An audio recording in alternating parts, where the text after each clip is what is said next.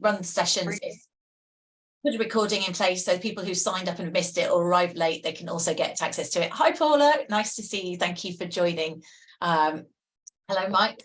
It's quite actually because also some of you with your P's and things in terms of your Zoom, it's good to know your first names. So lovely. I'll have a good look at the chat, and everyone else, you can look through the chat. I won't say hello to everybody because that would be a little bit tedious for everyone, and I'll kick off. So thank you for joining the second in our strategy series.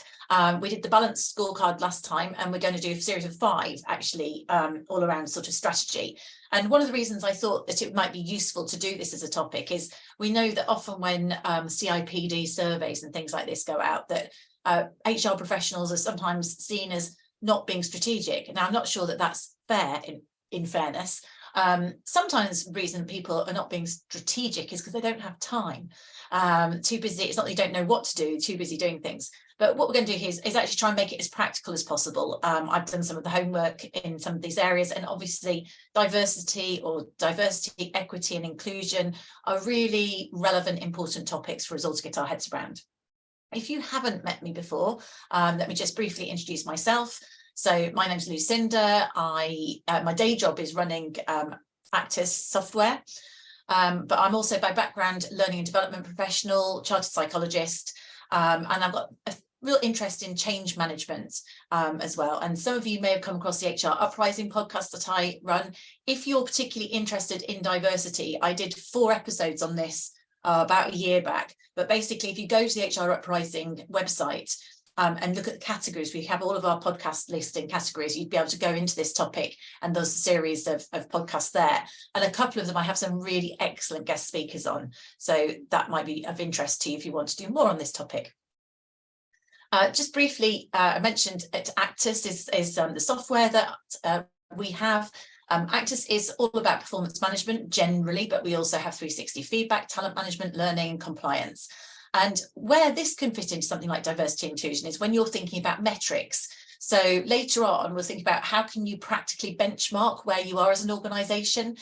So you might have your own HRIS, well, it may or may not allow you to track certain metrics. But if you're maybe looking at performance or reward, it's interesting to see whether or not you have equity across the organisation in terms of how performance is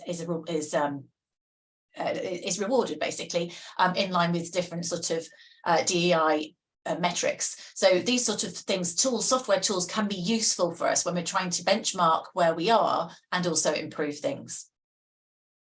So in terms of the topic today, what we are focusing in on, what do we mean by diversity? Some of the lingo already, I'm tripping over my words. I always find I trip over my words on this topic.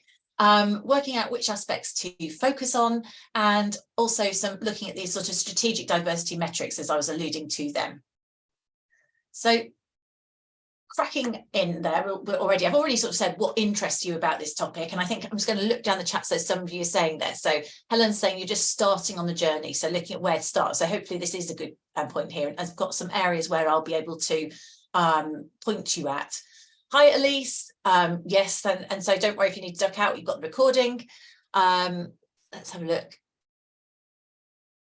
Moving forward to your diversity agenda. So again, lots of organisations aspire to do something in this area, but the question is, where do you start and how do you start? And I think that's what we're trying to look at in terms of this. So obviously, let's start with definitions. And again, if anyone else got any specific needs, or if we've got an expert on D&I, do feel free to put that in the chat. So what do we mean when we talk about diversity, equity and inclusion? And it's interesting, I don't know, I'll admit this on this, I didn't realise until I was going through research for this episode, sorry, it's not a podcast, this webinar, that equity isn't equality. When I thought it was a word, I didn't really realise that it meant something different. I don't know if you all did, and I'm the only one here, so I've admitted my failing here. There's nothing like doing a bit of homework for something. So actually, they're not the same, although they're kind of parallels, there's links. So in terms of diversity, if we look at this overall, we'd say that diversity, equity, inclusion, you could think of them as almost values that the organisation could hold. And it's about working to be supportive of individuals who've got, whether it's different race, ethnicities, religions, abilities, gender, sexual orientation. It's just basically valuing variety, and diversity could be seen as another word for variety. So looking at how we can use it to enhance or flavour the workplace. So diversity is relatively easy to get our heads around. Equity, as I was saying, it's not so much about equality, treating people fairly, although it is about treating people fairly.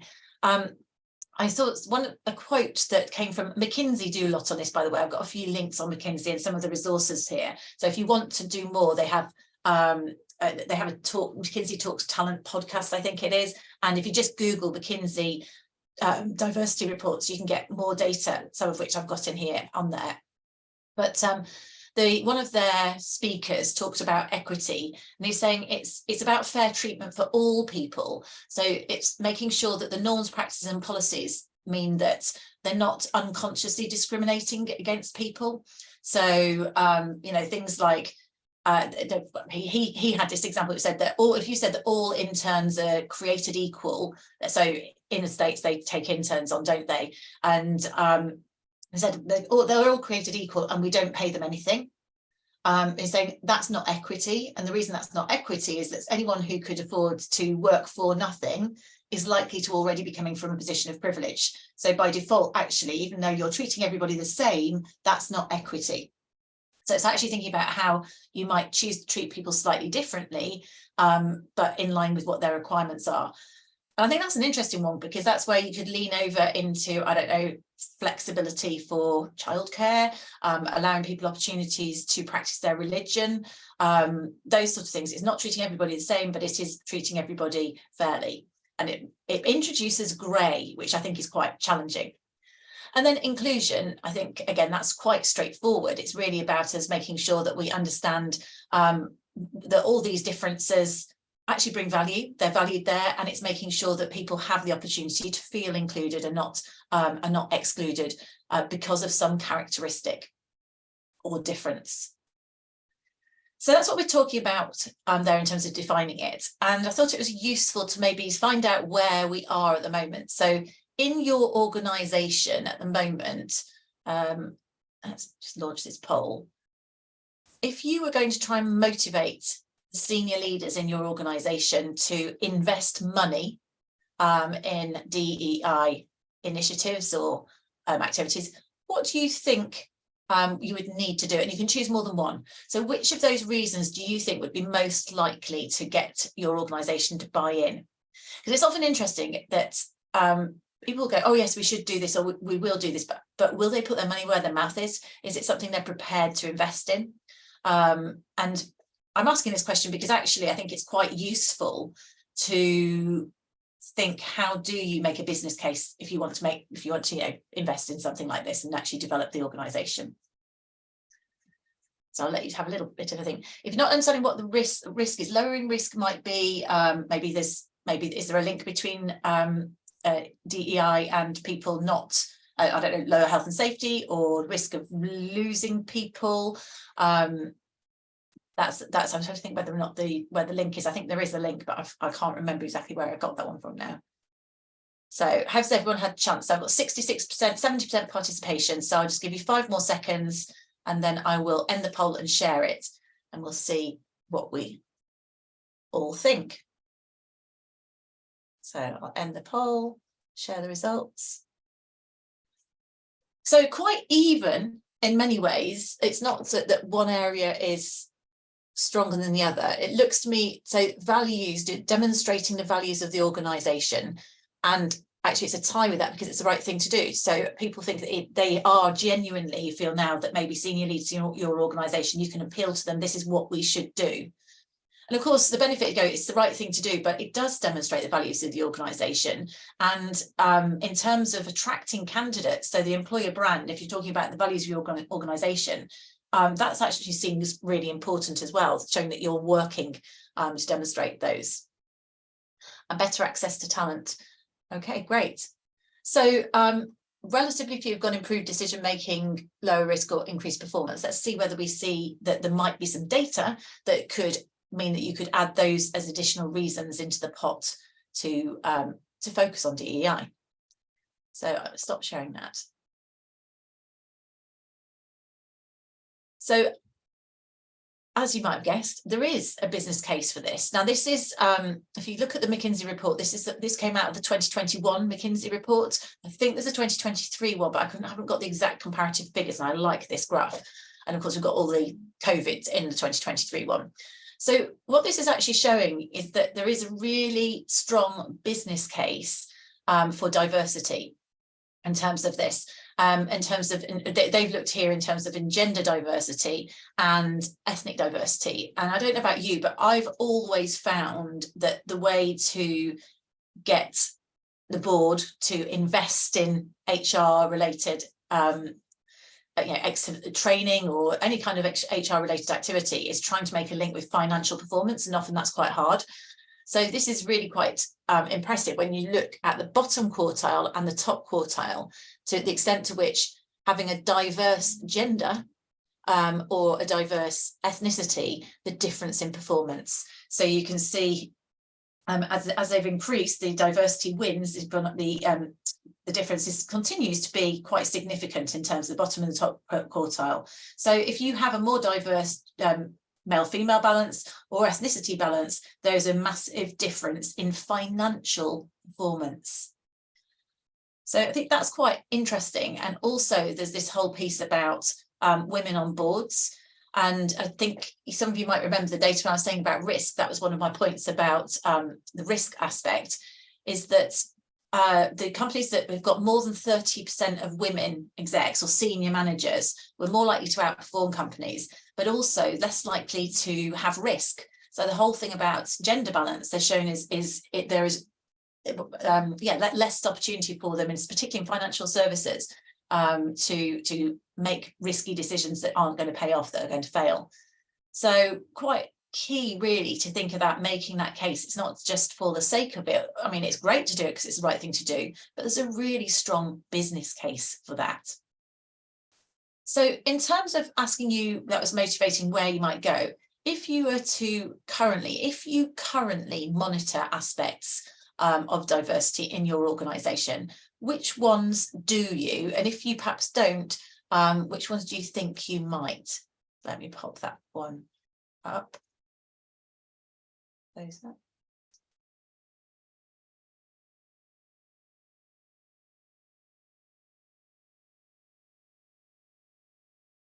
Okay, you see that. So which aspects do you think that you, or do you currently track, or do you think you would track?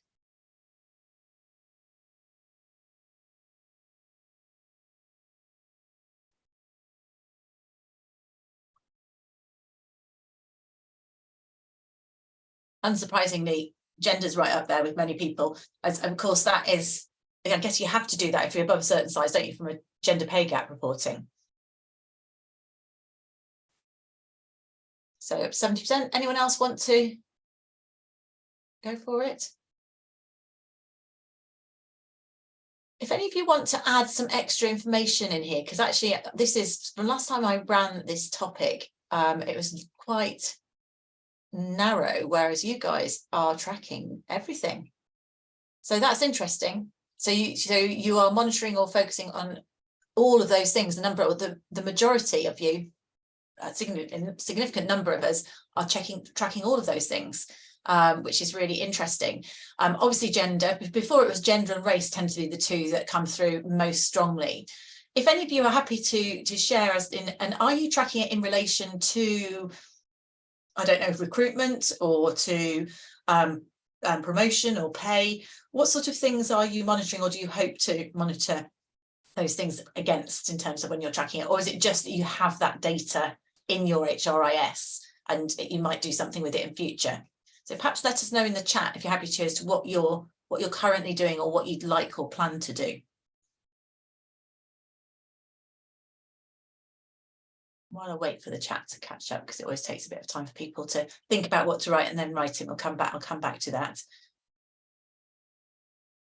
So I mentioned McKinsey. So the McKinsey report 2023, it talks about the 5 success factors in terms of if you want to address things. So these would be the principles. So if, for example, you said you wanted to improve the access to, let's say, senior leaders of a greater breadth of senior leaders in terms of diversity, in terms of ethnicity. What you would want to do is benchmarking. I'll go into that a little bit on the next slide, but you need to maybe understand what are the root causes for that, and nuanced understanding. So that means actually talk to those people in question who have either made it to the top in that scenario or who haven't or aren't applying for posts. So you need to really understand the full breadth of things. You then also want to be very specific and have a meaningful definition of success, and that by meaningful, they're saying making it kind of a SMART objective. So actually understand what it is and put it up there. You need to have sponsors, really accountable and invested business leaders who aren't just playing lip service. So those are the people that you need to be getting behind it. So if you are going to do a drive in place, making sure you've got that backing. Making sure that your solution's designed for your context. So whatever it is you plan to do, I don't know, I'll give you an example of a solution that wasn't designed for context that it's just popped into my head. I remember that a particular accountancy firm was doing what they wanted to do more for female leaders, and they run these certain workshops where you can go along and workshop your business. So small businesses of senior female leaders. And they obviously left it, and they thought they'd subsidise it, so all well and good. And then they pushed it out and decided that they would run it between June and September. So what was the impact of that? Well, actually, many female senior leaders, people in those positions, are much more likely to want to take time off or have childcare responsibilities. I'm not saying that blokes don't, but certainly the uptake of this particular investment or development would have been far higher had they decided to run it from September to December. So it was almost like that really wasn't thinking about the context, the needs of the people that they were supposed to be helping. It was just going, oh, tick box, let's just get it done then, and not thinking about the context of those. So it might be trying to, help senior female business leaders be more successful. However, they weren't able to access it because of the timing that they chose to deliver it. And then rigorous tracking and course correction. Now, those 5 in many ways, I'd say are common sense. If you look at anything where I go 5 steps to do whatever, it is basically diagnose, define where you're going, get sponsorship and get people bought in involved, have a contextual or relevant solution and test whether it is the right solution and correct if not. So it's kind of common sense. But McKinsey says those are success factors that will make a difference. Now let me have a quick look and see what you have said. So Helen's saying you're mainly just gender pay gap reporting, absolutely, but you plan to start monitoring them all. In relation to pay, then, do you think, Helen, in terms of whether that's making a difference in terms of salary or even salary increases? Right, so Lisa's saying it's not sort of tracking it, but you have the data, so you could do that then. Right, so again, the starting point is having the data, right? Right, so got you. So is it Maddie? I'm trying to, it's Mike Adel, isn't it? So you're recruiting under engineer. Interesting. I mean, there are interesting things. I know a customer of ours who in the legal services, when they recruit in, they arrange for the recruiter so they don't know the person's name, and certain things like that, take certain attributes off, whether it's age and things like that, but actually name as well, to take out some of the unconscious bias that we might have in terms of recruiting people in for interview. Other ideas that I've heard of that is so I used to work for Siemens, and I remember they were trying to balance out to get more women into the engineering organisation because it was kind of 80% men, and they decided that they were going to positively bring forward more women at interview, because they when they diagnosed the root cause, they thought that actually fewer women were coming through, so you were never going to get more into management. Now, whether that's because they weren't attracted to the jobs or whatever it was, but that was they actually were going to positively, they weren't going to positively recruit a woman against a man if he was much better, but they wanted to make sure that they had at least 50-50 in terms of offering them up for interview, and then that would help them as you went through in terms of the promotion. So if anyone else got any other suggestions that you're doing or thinking of doing, it's worth those just little anecdotes here and there where organisations are trying to do more of that and to rule out stuff which it's happening without us wanting it to be there. This whole sort of institutional sexism or institutional racism, just that it's so endemic that people don't even really recognise that it's there. So finding ways in which we can take off the blinkers to make sure that things are truly equitable. Oh, sorry, this is my lighthouse. That's my, ignore that one. I cleaned it up on the other slide. So this is my version of that 5-step, where I was thinking other ways in which you could practically build a plan, build your strategy, right? Because you've got to think about what it is that you want to achieve. So first of all, maybe it's about taking a step back and just something critically thinking, what is our culture like? Our policies and practices, are they, have we got a culture of, going down the pub on a Friday evening, or people going off to golf and playing together, which has relationships? And I think that does sometimes happen in organisations, and it can unintentionally be exclusive.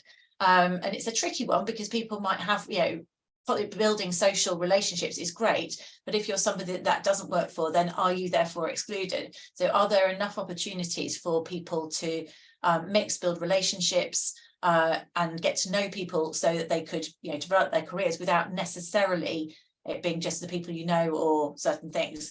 So certain activities can unintentionally be seen as exclusive based on people's personal situation.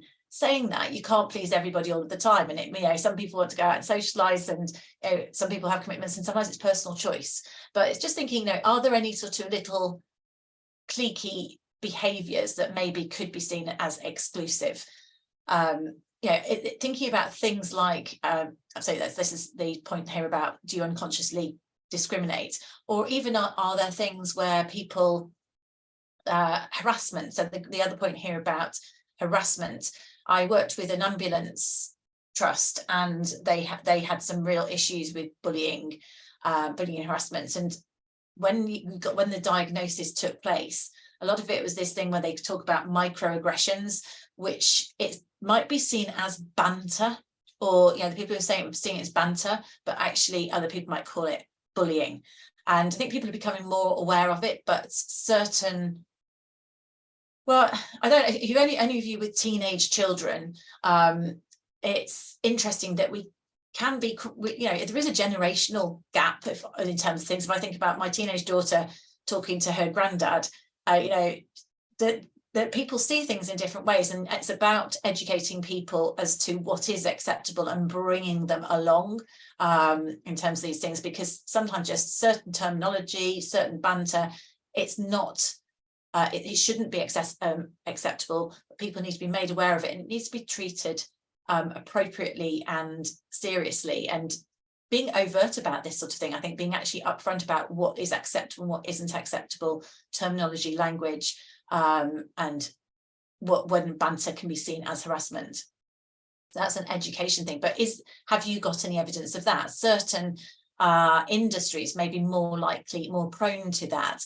As Mike, you said you're in construction industry. I can imagine that on a building site, that might be a risk in terms of banter, the sort of things that people might say that could, might be more tricky to deal with. And how do you educate people about what's acceptable?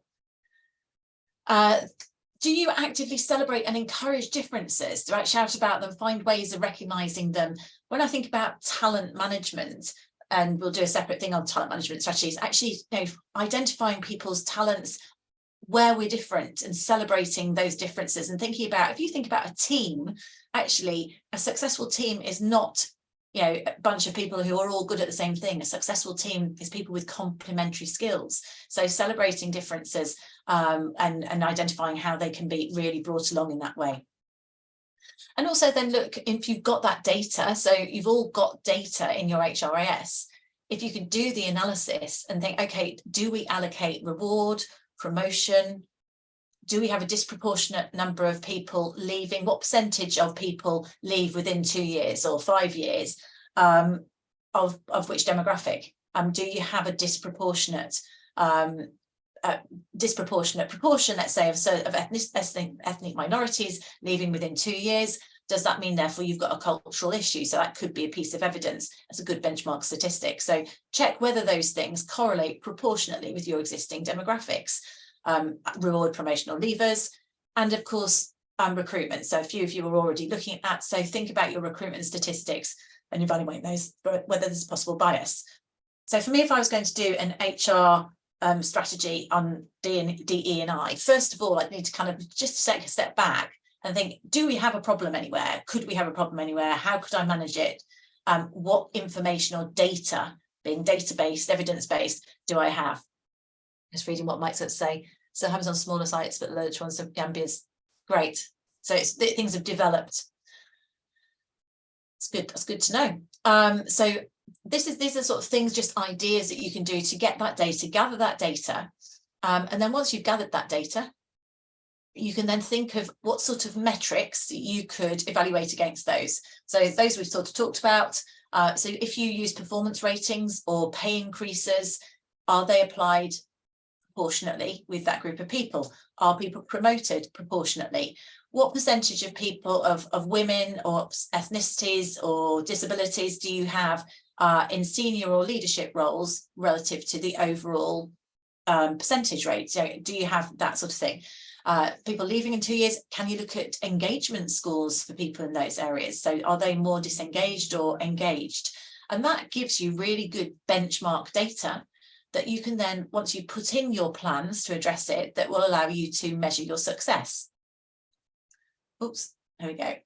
So once you've got that data, where would you start? So for me, I would go, right, if I've decided I have got some issues, evidence of current discrimination, let's say you've identified there's some bullying and harassment or some actual active problems that are being flushed out. Let's say exit interviews, people are saying this is a toxic environment. I'd start there with the urgent, where you know there's some current discrimination. So that's where I'd first focus on in terms of my strategic priorities. I'd then maybe think about key talent groups that are being lost. So if you think a disproportionate number of people in the engineering or a key area, or leaders, or whichever it is that you think a talent group that are being lost, focus on where those might be in terms of that, or females they're not coming back to work after having babies, or whatever it is. Thinking about what the areas that you want to focus on. Also think about what key talents or skills that are required in your organisation. So if you have something which is really hard, expensive to recruit for, really hard, expensive to train up in your organisation, then maybe really making sure that you put your development of all your DEI focus there, to make sure that, because that's going to bring the greatest value to the business, right? So you might want to just point in certain places and focus on certain areas in terms of whatever your plan is. And then, of course, having a diverse leadership pipeline, that's a good one from the business case point of view, because we saw from the McKinsey stats that you're going to be more, if you have a more diverse leadership pipeline, more people are going to make it into those leadership roles of different ethnicities and genders, and you are going to be more successful as a business and have lower risk. So that will actually have knock-on business benefit. So it stands to reason. So those would be the sort of areas, if I was thinking, rather than boil the ocean, and rather than just do something for the sake of it, which is nice to have. So, just something that seems a little bit superficial. If you're really serious about this DEI strategy, this is where you think, okay, where do I need to focus my efforts? Have we got a problem? Where is the greatest benefit likely to be? And you think about these questions to help you decide where you're going to focus your plan, because you're not going to do everything instantly, and change won't happen overnight because it tends to be a cultural piece. So then you identify your piece in terms of this, you acknowledge if you've got issues, you bring it out, and then you start to hardwire. So it's like basically, sorry, I keep flicking my slides forwards because I'm trying to move my meeting chat there. Hardwire DE&I into things like your organizational values. So you could have something reflecting your values. You make sure that you're recruiting with these in mind. So again, those points some of you are doing already. Maybe you find ways of recognizing people. If you've got a recognition scheme, you could recognize people who are, to make sure that your recognition is, if you do give recognition, make sure that's being applied appropriately, check there's no discrimination in terms of who's being recognized. So you can also educate people. It really helps if you get the senior managers buy-in and get them committed to whatever it is. We talked about a sponsor, and that's also what the McKinsey top 5 said, wasn't it? You probably want something policy-wise where it just shows you've got a zero tolerance for any sort of discriminatory behaviour and tackling these things, making sure it makes some education so people understand what microaggressions are. So I think those sort of things are really key in terms of hardwiring it. You can make sure you get that great data, so those sort of things there. So you collect your data, and then as you're starting to put in place these processes, this training, you know, educating people, maybe you want to mentor targeted groups, certain groups, providing, you know, female leader mentors, but ethnicity, different ethnicities could have specific mentors, or whatever it might be, that you can set up some positive buddying or frameworks in place for people to support each other, and to have a real sort of a real voice, and make sure they feel valued. In terms of the training, we're talking about making sure that it really is holistic in terms of treating the whole person, thinking about these things, but making sure that it's also in your management training. So it's woven in your induction. You know, we are an equal opportunities, or yeah, you see that out there. So making sure that this is woven through. So that's why you can't do everything at once. You almost need to pick some specific areas and then work out in your strategy, how can we train people about it? How can we get buy-in? How can we have sponsorship and mentoring?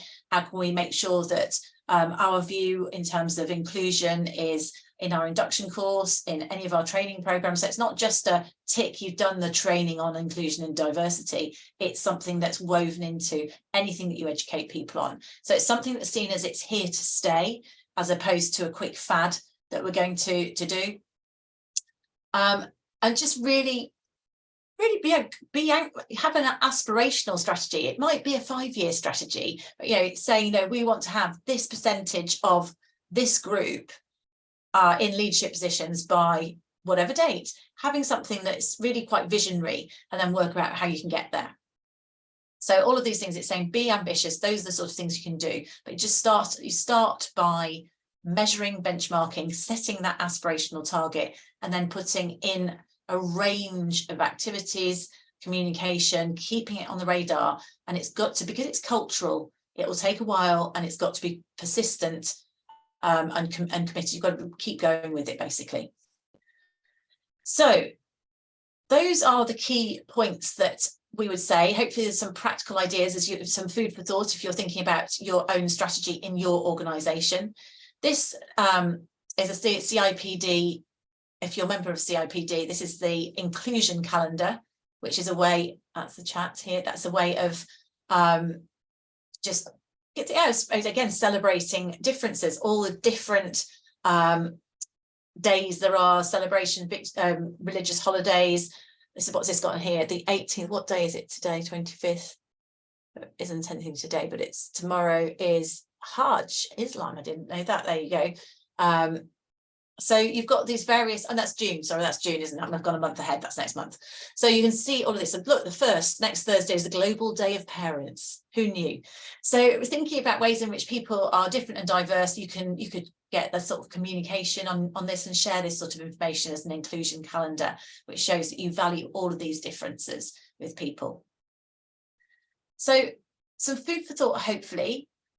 Any thoughts that you've got or questions would be really valuable if you want to pop them in the chat. Has anyone got any feedback or anything that you think you might do? So a number of you are just starting out with this. So anything that you might try, the ideas you'd be happy to share with others.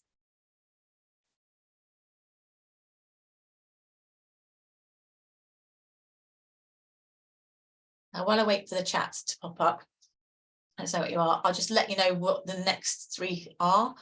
So the next 3 episodes, sorry, my words aren't working today.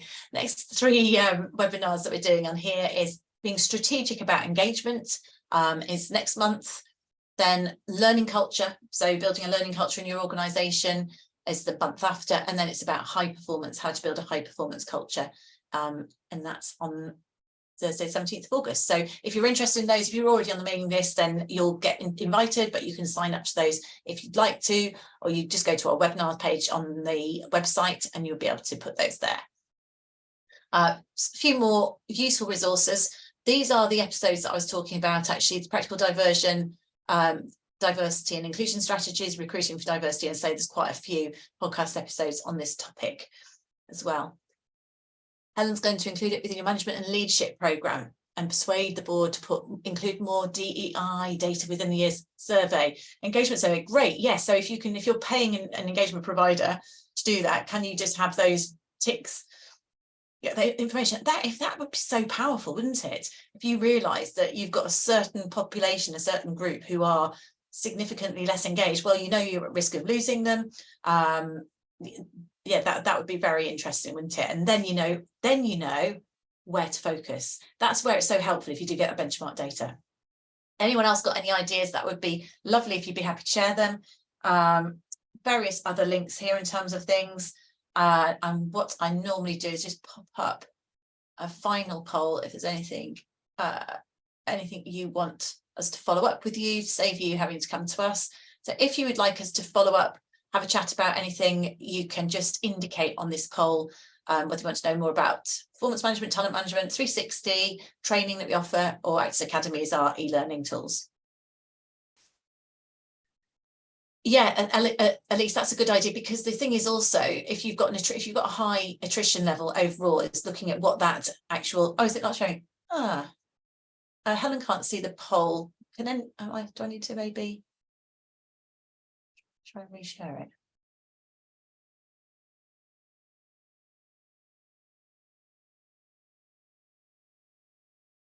Hopefully it's visible now. Brilliant, thanks, Helen.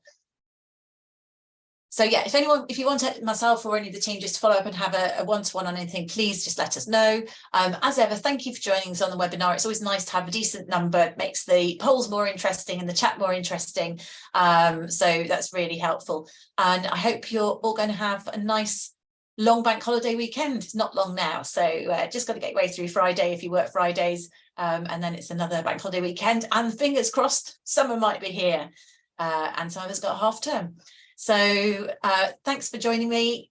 As ever, please feel free to get in touch about anything that we offer. We will automatically send out an email probably tomorrow with the slides and any useful links that we've covered as well, so that you'll get that information if you want to go back through it. Thank you for joining.